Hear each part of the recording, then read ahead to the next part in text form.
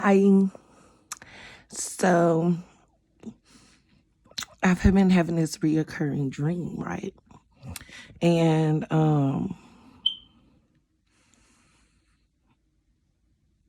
I've been having it like every time I take a nap. Okay. And so in my dream, I am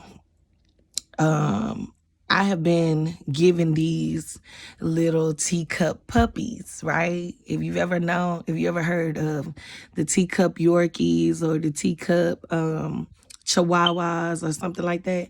So I was given these teacup puppies, and the way I know that they were teacup puppies because they were given to me inside of a teacup. Okay. So and I take them out of the teacup and I start to play with them. And I'm admiring these teacup puppies. I just can't believe them.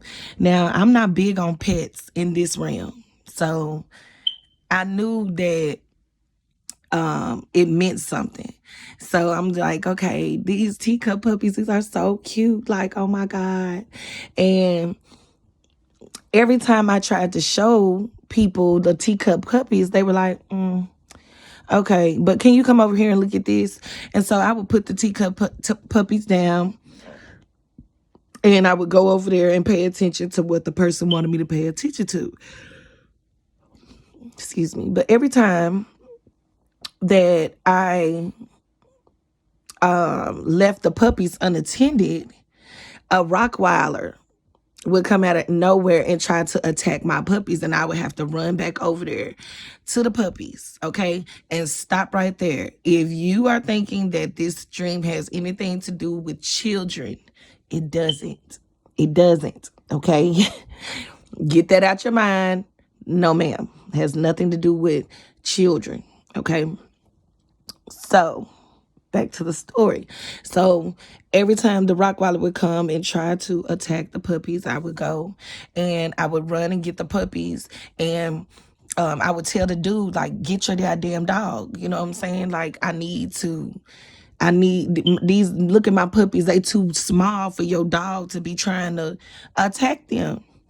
And so I would go back and I would get the puppies and I would start playing with the puppies and I would be admiring these puppies and I would be trying to share them with people and be like, look at these little puppies. Like, aren't they so cute? Like, and people would just keep being like, but can you come over here and deal with this right quick? I need you to look at this, right?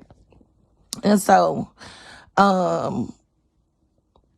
when I woke up from the dream, I sat there for a minute and I was thinking to myself, like, okay, this has been a reoccurring dream. I didn't even know that I had dreamed this before, but the fact that I dreamed it and then I remembered it when I came out this dream. This time I was like, okay, this is a reoccurring dream. I've had this dream before. Let me pay attention.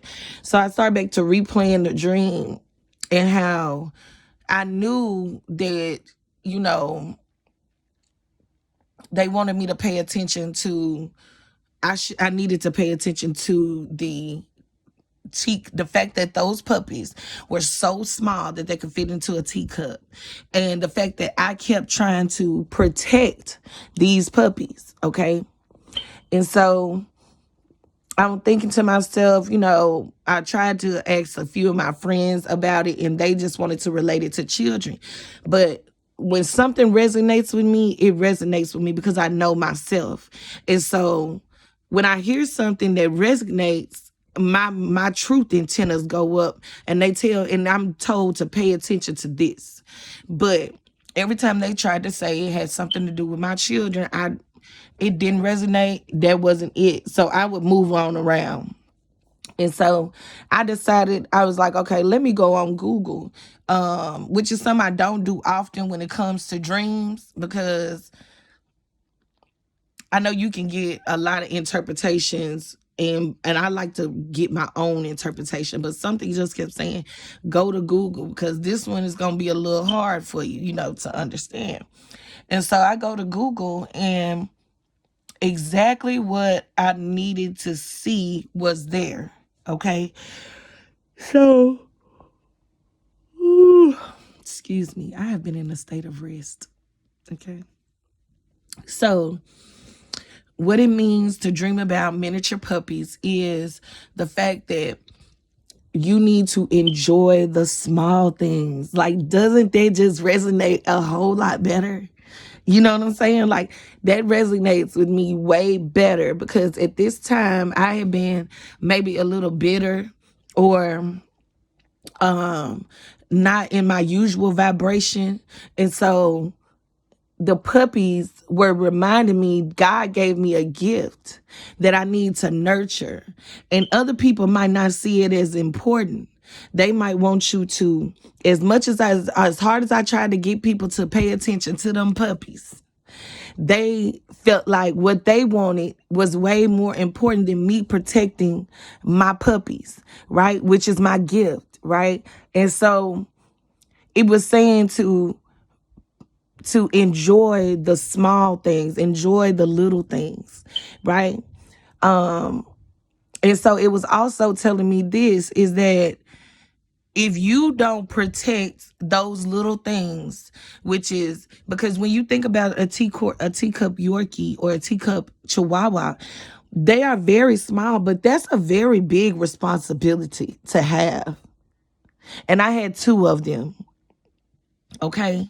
So them puppies can get lost. Them puppies can, if you're not paying attention, something that seems bigger than it can come in and steal it away from you, or can come in and try to destroy what you are trying to nurture and take care of. And so once I realized that, okay, these puppies is my gift, and I had one friend that got it. One friend, she got it. She was like, yeah, I was waiting on you to finish because, yes, ma'am, that's your gift, right?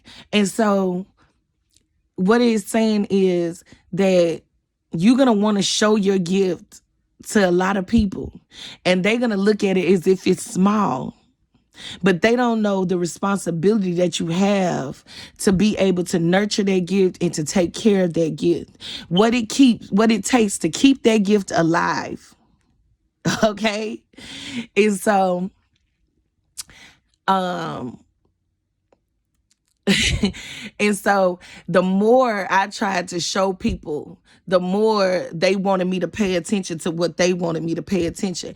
And so this other message has also come in with this. Pay attention to the person that's trying to show you the little things. Some of y'all are so in competition with each other. Some of y'all are so hell bent on being so selfish that all you look at is what you want somebody to look at. You know what I'm saying? All you want me to do, or all you want a person to do, is to pay attention to what you want them to pay attention to. When this person is trying to show you something that is very small, what may look like it's very small, but it carries a very big responsibility. Okay. And while I was outside just a minute ago, as I'm paying attention to the small things, a silkworm presents itself in front of me, coming up, right? It came down the tree, and now it was building, it was like inching its way back up. And it was on its silk, the little silk string that it weaves or whatever. And I was looking at it, I'm like, wow, this thing is so small, but I feel like this message is so big, right? And so before I could even get to looking for an explanation for it, it was going up so fast that it disappeared when the background was the green leaves of a tree. So it disappeared, and I was like, dang, where did it go? And as I waited a little while longer, it came back into view once the sky was the background, right? And it came back into view, and I'm like, damn, that thing is moving so fast. Like, that thing is moving so fast. Okay, well, then another one presented itself because that one disappeared again. I didn't no longer see it. Another one inched in front of me, and now it's coming down off of down the string, right? And it's letting the wind blow it to another tree. okay, where now it has attached to this tree and now is preparing for a different, I'm guessing a different path or a different part of the journey. I'm not exactly sure how it goes, but I'm going to do more research on the silkworm because that's something small that I needed to pay attention to, right? And so now I'm looking at it and now it's connected itself to a branch on this little tree. And so now I'm thinking, okay, so what is it about to do? And then I see it inch its way down the branch to into the tree. And so I'm like, okay, it's about to fulfill another part of what it does naturally, is what I'm guessing. Because we all know that it goes and makes the cocoon, then sometimes it turns into a butterfly, sometimes it turns into, it gets into a bigger caterpillar or a bigger, I think it's a caterpillar, and then it might it gains all these colors, right? And then it's not just green anymore. It has black added to it. It might have some yellow, some blue, some other different colors on it now. And then it breaks out of that and then it comes into an even bigger caterpillar. And then its next journey is building the cocoon. So then it can literally die, break itself all the way down, and then transform into something completely different, either a moth or a goddamn butterfly. Okay? So it can transform itself into something completely different. Okay? Now it has wings. It doesn't have that silk string anymore to get it from A to B, right? And so this speaks of the journey that you're on, that we're all on, right? We all know that the butterfly and the caterpillar symbolize transformation, death and rebirth. Okay. So a lot of you have, with that worm, that silkworm inching up, have gone to a different height now. Right? We have reached a different height. At every stage of elevation, there is a death and a rebirth that happens. It's the only way that we can ascend is we die multiple times and we are reborn many, many times. Okay. And so as that silkworm was going up that string, that silk, and placing itself in a higher tree, right? You have some silkworms that are coming down to place themselves in lower branches. Okay. So there are different levels that people are on. You got some people that are on a higher level and that are doing a higher level of transformation, death, and rebirth within themselves. And then you have people who are on a lower level. Not to say that that's a bad thing or the higher level is any better. No, this is a part of your journey, and this is where your transformation has to happen in order for you or another person to gain the knowledge of what they need. That silkworm that ascended to that tall tree and inched its way up there so that it can carry out its next stages of life or its death and rebirth in that higher tree is no bigger or no better than the one that is ascending and having a death and rebirth at this shorter bush. Okay. You're no different. We're all at the stage that we are supposed to be and when we are supposed to be there. Okay. Some people are called to go higher. Some people are called to go a little bit lower just so they can see, okay, this is the level of transformation that I am. And then I'll be catapulted because I'm going to transform into that butterfly or that moth. So it's not that you're going to stay in that place. It's that you're going to transform in that place so that you can reach a higher height. You know what I'm saying? So the butterfly flies at all different levels. Okay. So It doesn't matter what stage that you're at in your transformation. All that matters is that you transform and you pay attention to the small things. If you see somebody and they are trying to get you to pay attention to something that's small, don't look at that person as if they are, as if what they're saying is not important. Pay attention to what they are saying so that you can get the lesson, or you can gain the knowledge of what the divine is really trying to, like, get you to see in that moment. Okay, don't just stop there. When you see, I didn't just stop there when I dreamt about those teacup puppies. I started to do research on them, because those small things carry a lot of responsibility.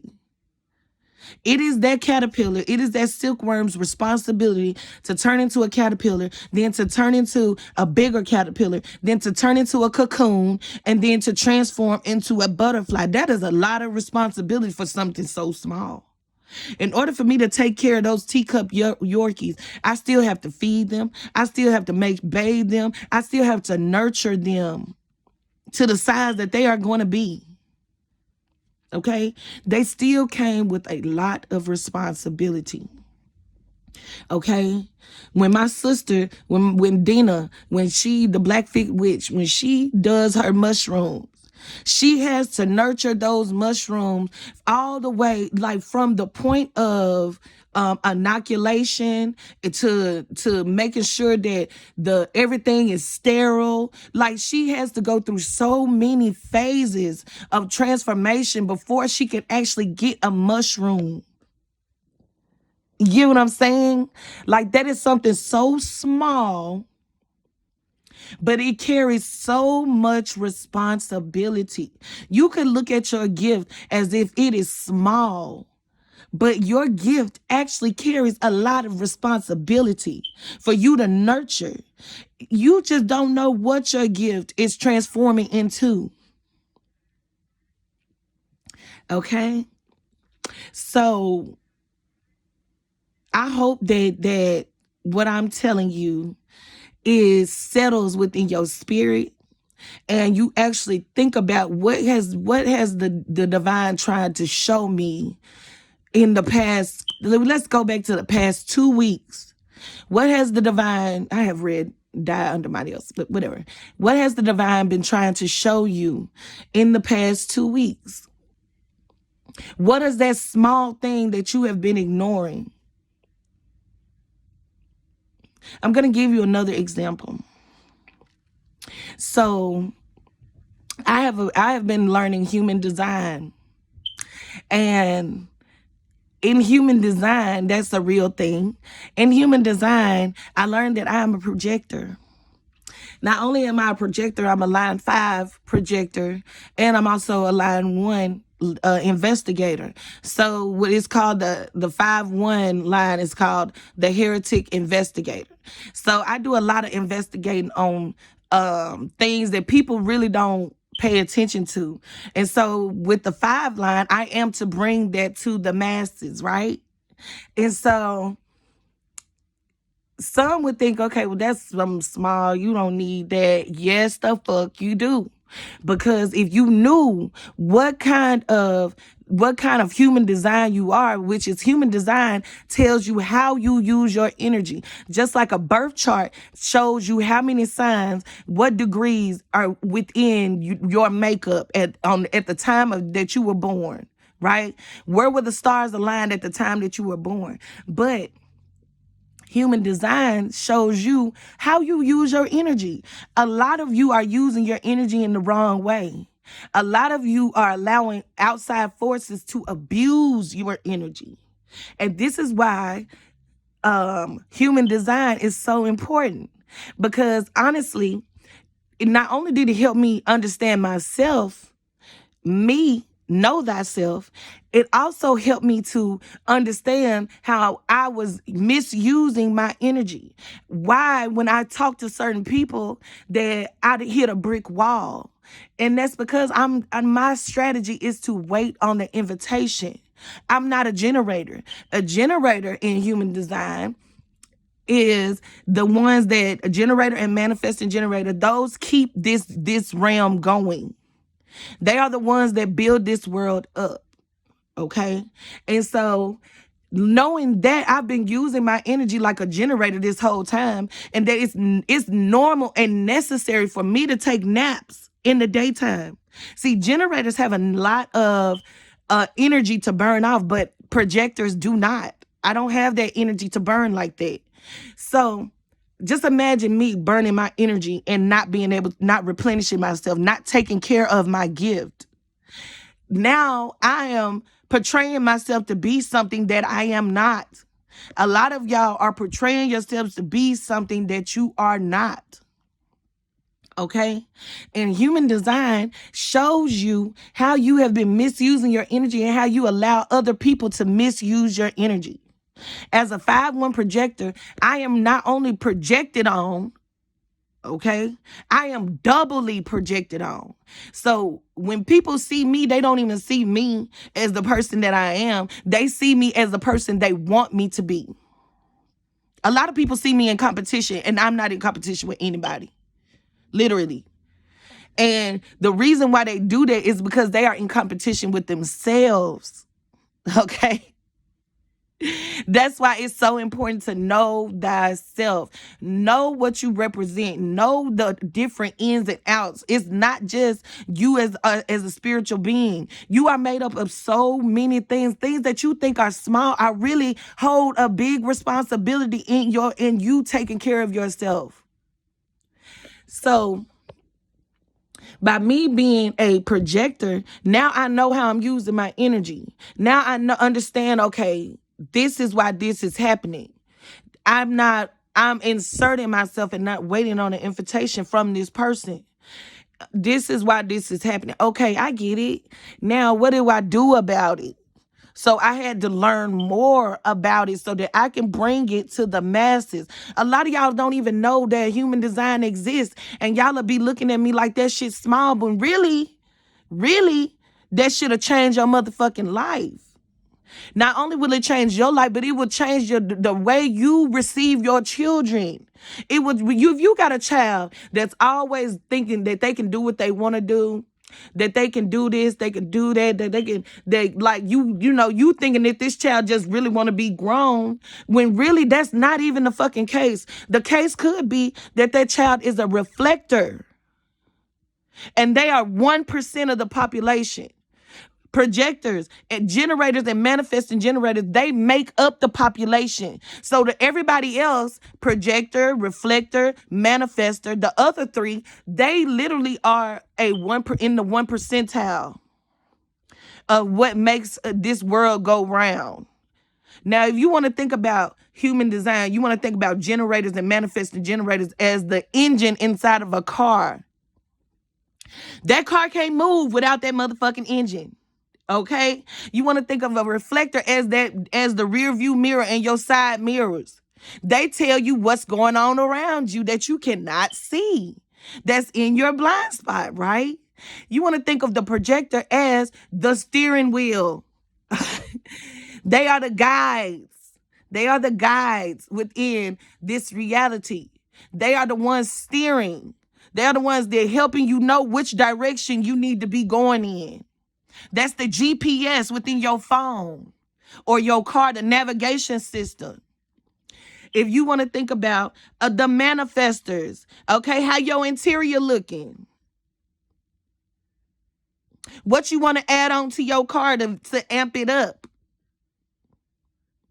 They are the ones that can see what needs to be tweaked within your energy, or that needs to be, that's the add-on. Those are the pluses that you add on, them rims, them nice shoes you put on that car. You know what I'm saying? So in this season, it's very important for us to be literally not diving deep, but paying attention to the small things and looking at those small things and seeing, okay, what responsibility does this really hold? Like, is this really a small thing?